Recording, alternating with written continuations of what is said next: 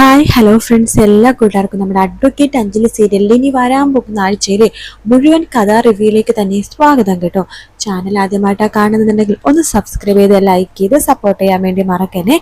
അങ്ങനെ നമ്മുടെ അഞ്ജലി പെട്ടെന്ന് ഞെട്ടിപ്പോണ രാഘവനുണ്ണിയുടെ പെട്ടെന്നുള്ള സംസാരം കേൾക്കുമ്പോഴേക്കും രാഘവനുണ്ണി പറയുന്നുണ്ട്, ആരും ശബ്ദിച്ചു പോകരുത്, ഇത് എൻ്റെ മകനോട് ഞാൻ പറഞ്ഞ കാര്യമാണ്, ഞാൻ പറഞ്ഞ പോലെ തന്നെ എൻ്റെ മകൻ ചെയ്തു. എടാ അർജുനെ, നീ എൻ്റെ വാക്ക് കേട്ടല്ലോടാ. അതെ രമ്യ നിലവിളക്ക് എടുത്തുണ്ടോ, അനുഭവം തന്നെ ഇവർ ആരതി ഒഴിഞ്ഞ് അകത്തേക്ക് കയറ്റണം എന്ന് പറയണം.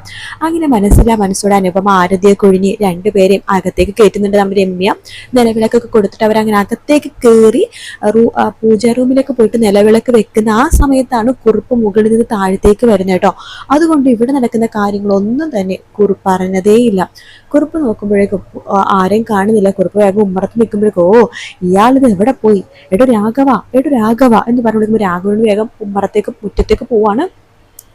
എടോ കുറുപ്പ്, താനിത് എവിടെ പോയി കിടക്കുവായിരുന്നോ, താനെന്താ മനുഷ്യനെ കളിയാക്കുവാണോ? അതല്ലടോ, അത് പറഞ്ഞില്ലേ, ഇന്ദുവിൻ്റെ ഒരു സുഹൃത്ത് വന്നിരുന്നു. ഒരാൾ വരുമ്പോൾ നമ്മൾ എങ്ങനെയാണോ അയാളുടെ മുമ്പിൽ തല കാണിക്കാതിരിക്കണം. പിന്നെ ആ പെൺകുട്ടിക്ക് എന്തോ കേസിന്റെ കാര്യത്തിന് വേണ്ടിയിട്ടൊക്കെയാണ് വന്നത്, അതുകൊണ്ടാണ് ഞാൻ സംസാരിച്ചത്. ഞാനും എൻ്റെ പെൺകൊച്ചും എന്താ ഇപ്പൊ ചെയ്യേണ്ടത്? താൻ ഒന്നും കൊണ്ട് വിഷമിക്കേണ്ട. എൻ്റെ മരുമകളായിട്ട് ഞാൻ കാവ്യനെ മാത്രമേ മനസ്സിൽ കാണുന്നുള്ളൂ. അവള് തന്നെ എൻ്റെ മരുമകളായിട്ട് ഇവിടെ വരികയും ചെയ്യും. എൻ്റെ മാത്രമല്ല,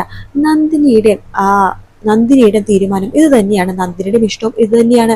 തനിക്കറിയാലോ തൻ്റെ മകന്റെ ഇഷ്ടം അവളെയല്ലേ, ആ അഡ്വക്കേറ്റ് അഞ്ജലിയും. ആ അഡ്വക്കേറ്റ് അഞ്ജലിനെ ഇല്ലാതാക്കിയിട്ടാണെങ്കിലും തൻ്റെ മകളെ തന്നെ ഞാനിവിടെ മരുമകളായിട്ട് കൊണ്ടുവരടോ.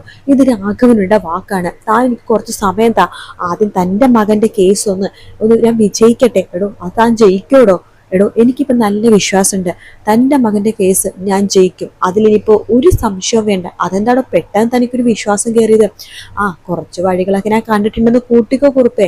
താനൊരു കാര്യം ചെയ്യും, താൻ വീട്ടിലേക്ക് പോകും, ബാക്കി കാര്യങ്ങളൊക്കെ നമുക്ക് സംസാരിക്കാം എന്ന് പറയണം. അങ്ങനെ കുറുപ്പ് അവിടെ നിന്ന് പോകാട്ടോ. കുറുപ്പ് ഒന്നും അറിഞ്ഞിട്ടില്ല. അങ്ങനെ രാഘവന്റെ അകത്തേക്ക് കയറുമ്പോഴേക്കും നമ്മുടെ അഞ്ജലി പൂജാ റൂമിൽ നല്ല വിളക്കൊക്കെ കൊണ്ടുപോയി വെക്കുന്നുണ്ട്. അഞ്ജലി എടുത്തും മറ്റുള്ളടത്തുമായിട്ട് ആ രാഘവനോട് പറയണ്ട, ഈ എല്ലായിടത്തും കൂടി എനിക്ക് കുറച്ച് കാര്യങ്ങളൊക്കെ പറയാനുണ്ട്.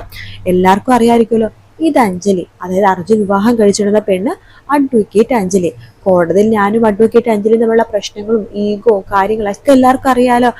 എല്ലാവർക്കും അറിയാവുന്ന കാര്യമാണല്ലോ, ഞാൻ എല്ലാം വന്ന് ഇവിടെ പറയാറുണ്ടല്ലോ. അതുകൊണ്ട് തന്നെ ഞാനൊരു കാര്യം തീരുമാനിച്ചു. ഞാൻ എൻ്റെ മകനോട് പറഞ്ഞിരുന്നു, അഡ്വക്കേറ്റ് അഞ്ജലിനെ വിവാഹം കഴിച്ചിട്ട് ഈ വീട്ടിലേക്ക് കൊണ്ടുവരണമെന്ന്. ഞാൻ പറഞ്ഞ വാക്ക് പാലിക്കുകയും ചെയ്തു. അതുകൊണ്ട് തന്നെ ഇനി എൻ്റെ തീരുമാനം എന്താണെന്ന് വെച്ചാൽ, ഈ അഡ്വക്കേറ്റ് അഞ്ജലി, സോറി ഇപ്പൊ അഡ്വക്കേറ്റ് അഞ്ജലിയല്ല, അഞ്ജലി അർജുൻ, അങ്ങനെ അറിഞ്ഞാൽ മതി ഇനി മുതൽ എന്ന് പറയാണ്. ഇത് കേൾക്കുമ്പോഴേക്കും അഞ്ജലി രാഘവനുടെ മുഖത്തേക്ക് നോക്കാട്ടോ. രാഘവനുടെ പൊട്ടിച്ചിരിച്ചോട് പറയണ്ടേ, എന്താ മോളെ, ഞാൻ ഇങ്ങനത്തെ ഒരു തീരുമാനം എടുക്കുമെന്ന് നീ സ്വപ്നത്തിൽ പോലും കരുതിയില്ലല്ലേ? എങ്കിൽ കേട്ടോ, എൻ്റെ തീരുമാനം ഇതാണ്. ഇനി മുതൽ അഡ്വക്കേറ്റ് അഞ്ജലി എന്നൊരാളില്ല, എന്നൊരു വ്യക്തിയില്ല. അഞ്ജലിയുടെ അഡ്വക്കേറ്റ് എന്ന് പറഞ്ഞ മുൻപിലുണ്ടായിരുന്ന ആ ഒരു ഡിഗ്രി ഞാനതെടുത്ത് കളഞ്ഞു. ഇനി വെറും അഞ്ജലി അർജുനാണ്. അതായത് ഇവിടെ ബാക്കിയുള്ളവരെ പോലെ എൻ്റെ നന്ദിനി, രമ്യ, ഇന്ദു, നിന്റെ പ്രിയപ്പെട്ട ചേച്ചി അനുപമ, ആ പെണ്ണുങ്ങളെ പോലെ തന്നെ നിന്റെ ജീവിതം ഇനി ഈ കുടുംബത്തിലും അതുപോലെ തന്നെ ഈ ചുറ്റുവട്ടത്തും തന്നെയാണ്. അല്ലെങ്കിൽ നിന്റെ ജീവിതം ഒരിക്കലും നീ കോടതി കാണാൻ വേണ്ടി പോകുന്നില്ല. ഇനി മുതൽ നീ കോടതി വരാന്തയല്ല കയറി ഇറങ്ങാൻ പോണത്, ഇവിടുത്തെ അടുക്കള വരാന്തയാണ്, മനസ്സിലായോ? എല്ലാവരും പോലെ നീയും വെറും ഒരു വീട്ടമ്മയാണ് ഇനി മുതൽ എന്ന് പറയാണ്. ഇത് കേൾക്കുന്ന അഞ്ജലിക്ക് ആകെ ഷോക്കാവാട്ടോ. അർജുന വല്ലാത്ത ബുദ്ധിമുട്ട് തോന്നുന്നുണ്ട്. പക്ഷെ അർജുന ഒന്നും മിണ്ടുന്നില്ല. കാരണം ഇപ്പൊ എന്തെങ്കിലും പറഞ്ഞു കഴിഞ്ഞാല് പിന്നെ തന്നെയും അഞ്ജലി ഇവിടുന്ന് പുറത്താക്കി വിടും അച്ഛൻ. ആ സമയത്ത് താൻ അഞ്ജലിയെ കൂട്ടിക്കൊണ്ട് എവിടേക്കാ പോവാ? എവിടെയും പോകാനൊരു സ്ഥലം പോലും ഇല്ല. അതുകൊണ്ട് തന്നെ അർജുൻ വിചാരിക്കാൻ ഇപ്പം മിണ്ടാതിരിക്കാം, അച്ഛൻ്റെ ഈ ചൂടൊക്കെ കുറച്ച് കഴിയുമ്പോൾ മാറിക്കോളും. അഞ്ജലിയുടെ സ്വഭാവം, അഞ്ജലി ആരാണെന്നും അഞ്ജലിയുടെ നല്ല നല്ല ഗുണങ്ങളൊക്കെ അറിയുമ്പോൾ അച്ഛൻ പതുക്കെ മാറും എന്നൊരു വിശ്വാസമാണ് നമ്മുടെ അർജുൻ കേട്ടോ. അതുകൊണ്ട് തന്നെ അർജുൻ നമ്മുടെ ആ കാര്യങ്ങൾക്കൊന്നും തന്നെ മറുപടി പറയുന്നില്ല. രാഘവനെ പറയണ്ട്, ഞാൻ പറഞ്ഞത് അഞ്ജലിക്ക് മനസ്സിലായോ? അതായത് എൻ്റെ മൂത്ത മരുമകൾ അനുപമനെ കണ്ടിട്ടുണ്ടോ? അവൾ ഈ വീട്ടിൽ നിന്ന് എവിടെയും പോകും, ബ്യൂട്ടി പാർലറിലും ഡ്രസ്സ് എടുക്കാനും ആഭരണങ്ങൾ എടുക്കാനും.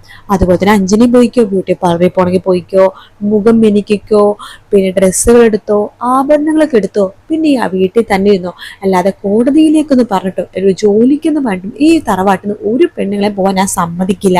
ഇതാണ് രാഘവനുടെ തീരുമാനം എന്ന് പറയുമ്പോൾ ഇന്ദുക്കും നന്ദിനിക്കൊക്കെ ഭയങ്കര സന്തോഷമാവാട്ടോ. പക്ഷെ ബാക്കി ആയിരിക്കും വിഷമാവാണ്. പക്ഷെ ആരും എതിർത്തൊന്നും തന്നെ ആ തീരുമാനത്തിന് പറയുന്നില്ല കേട്ടോ. കാരണം ഇപ്പൊ എതിർത്ത് പറയാൻ നിൽക്കേണ്ട സമയമല്ല. പതുക്കെ പതുക്കെ രാഘവനെ പറഞ്ഞ് മനസ്സിലാക്കാന്ന് വിചാരിക്കുകയാണ് എല്ലാവരും. അങ്ങനെ രാഘവനും നന്ദിനിയും ഇന്ദു എല്ലാം പോയി കഴിയുമ്പോൾ ഗോവിന്ദനുണ്ണിയും രമ്യയൊക്കെ വന്നിട്ട് അഞ്ജലിയുടെ അടുത്ത് പറയുന്നുണ്ട്. ഇതൊന്നും കേട്ട അഞ്ജലി മോളെ, നീ പേടിക്കാനോ നിൽക്കണ്ട, ഏട്ടന്റെ മനസ്സിൽ നമുക്ക് പതുക്കെ പതുക്കെ മാറ്റാന്ന് പറയണം, നിങ്ങൾ പോയി റെസ്റ്റ് എടുത്തോ എന്ന് പറയുന്നുണ്ട്. അഞ്ജലിയും അർജുനും കൂടി മുകളിൽ റൂമിലേക്ക് പോകുമ്പോൾ അഞ്ജലി ചോദിക്കേണ്ട, അർജുൻ ഇവിടെ എന്തൊക്കെയാണ് നടക്കുന്നത്? എടോ, എന്റെ അച്ഛൻ പറഞ്ഞതിനർത്ഥം തനിക്ക് മനസ്സിലായല്ലോ, തന്നെ വെറുതെ ഒന്ന് വിഷമിപ്പിക്കാനും കുത്തി നോവിക്കാനും വേണ്ടി മാത്രമാണ് അങ്ങനെയൊക്കെ പറഞ്ഞത്. പിന്നെ അച്ഛൻ പറഞ്ഞതൊന്നും താൻ കാര്യത്തിലെടുക്കണ്ട. എന്റെ അഞ്ജലി അഡ്വക്കേറ്റ് അഞ്ജലി തന്നെയായിരിക്കും. അഡ്വക്കേറ്റ് അഞ്ജലി ആയിട്ടുള്ള എന്റെ അഞ്ജലിനെ ഞാൻ കോടതിയിലേക്ക് കൊണ്ടുപോകും. മാത്രമല്ല അഞ്ജലി ഇനി ചെയ്യേണ്ടത് പാവങ്ങൾക്ക് നീതി വാങ്ങിച്ചു കൊടുക്കുക എന്നുള്ള പണി മാത്രമാണ്. പിന്നെ ആ കാർത്തിക് പത്മ കേസ് നടന്നുകൊണ്ടിരിക്കുകയാണല്ലോ, അതെനിക്കൊരു വിഷമമുണ്ട്, താനും അച്ഛനും കൂടി പരസ്പരം പോരാടുന്നതിൽ. പക്ഷെ എന്ത് ചെയ്യാൻ പറ്റും? ഒരു പാവപ്പെട്ട പെൺകുട്ടിക്ക് നീതി വാങ്ങിച്ചു കൊടുക്കേണ്ടത് തന്റെ ഉത്തരവാദിത്വമാണ്. തന്നെ ഇവിടുന്ന് കോടതിയിലേക്ക് കൊണ്ടുപോകുന്ന കാര്യങ്ങളൊക്കെ ഞാൻ ഏറ്റെടോ. പിന്നെ അച്ഛൻ്റെ ഒരു ദുർവാശയുണ്ട്, പതുക്കെ പതുക്കെ അത് മാറിക്കോളും. അനുപമേടത്തിനെ പോലെ അല്ലല്ലോ അഞ്ജലി എന്ന് അച്ഛൻ ഉടനെ തന്നെ മനസ്സിലാക്കും. അഞ്ജലിയുടെ നല്ല ഗുണങ്ങളും നല്ല സ്വഭാവങ്ങളും മനസ്സിലാക്കാൻ അച്ഛൻ അത്ര താമസമൊന്നും വേണ്ടി വരില്ല.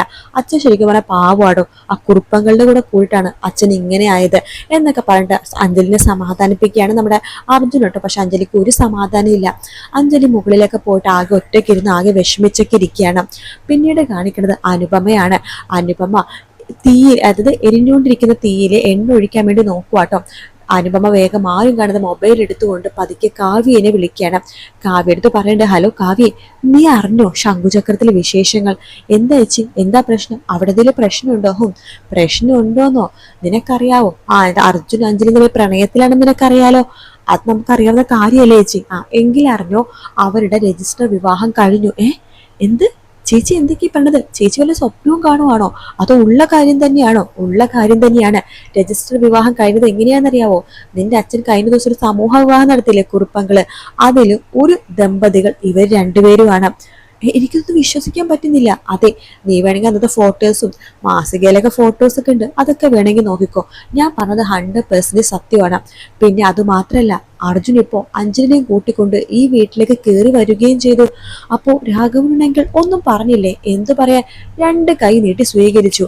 ഇനിയെല്ലാം നീ തീരുമാനിക്കും, നിന്റെ കൂടെ ഞാൻ നിൽക്കും എന്നൊക്കെ അനുപമ കാവ്യ എടുത്ത് പറയുന്നുണ്ട്. എന്റെ ഫോം വെക്കാട്ടോ. കാവ്യ അഞ്ജലിനെ ഇല്ലാതാക്കാൻ വേണ്ടി തന്നെ പുറപ്പെടുന്ന ഭാഗവും പ്രൊമോയില് കാണിക്കുന്നുണ്ട്. എന്തായാലും അടുത്ത ആഴ്ച അഞ്ജലി ഒരുപാട് വേദനിക്കാൻ പോകുന്ന കാര്യമാണ്. പക്ഷെ അതിൻ്റെ കൂടെ നമ്മുടെ അർജുൻ്റെയും അഞ്ജലിൻ്റെ കുറെ പ്രണയ നിമിഷങ്ങളും ഉണ്ടാവും കേട്ടോ. പിന്നെ കാവ്യാണെന്നുണ്ടെങ്കിലോ അഞ്ജലിനെ ഇല്ലാതാക്കിയിട്ടാണെന്നുണ്ടെങ്കിൽ നമ്മുടെ അർജുനെ സ്വന്തമാക്കാൻ വേണ്ടി നടക്കുന്ന ഭാഗങ്ങളും ഉണ്ട്. എന്തായാലും കാത്തിരുന്ന് കാണാം ഫ്രണ്ട്സ്. വീഡിയോ ഇഷ്ടപ്പെടുകയാണെന്നുണ്ടെങ്കിൽ ലൈക്ക് ചെയ്യാനും സബ്സ്ക്രൈബ് ചെയ്യാനും കമന്റ് ചെയ്യാനും മറക്കല്ലേ. മറ്റൊരു വീഡിയോ ആയിട്ട് വീണ്ടും കാണാം. Take care. Bye bye.